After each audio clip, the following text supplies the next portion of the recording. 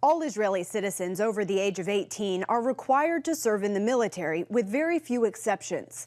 The mandatory service began with the establishment of the Jewish state in 1948. And now, 75 years later, it's still considered essential to the security of Israel. I remember when I was maybe 5 or 6 years old, I had a conversation with my father, and I asked him, what would I do in the army when it would be my time to go to the army? And he then told me an answer that I think many Israelis in different generations heard from their parents. And he told me that he hopes that when I would be 18 and it would be time to go to the army, we wouldn't need the army anymore. A dream that has yet to become a reality.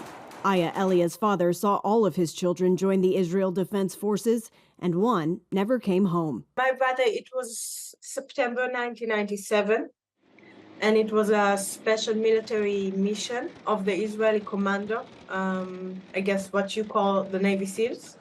And there were 16 warriors going inside Lebanon, inside a small village called Ansariya, when they walked inside a Hezbollah ambush. They started fire.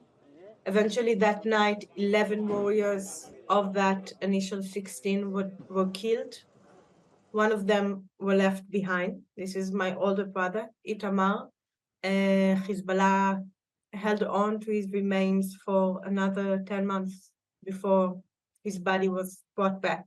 As part of her healing process, Aya recently released a documentary called Knock on the Door, a phrase which she says Israelis instantly recognize. This is something we live. We live in the waiting, the horrific waiting for that knock, because the death of soldiers is so common and something so inherent to the Israeli day-to-day life. While all Israeli families must prepare for the news of loss, they aren't left alone to deal with it.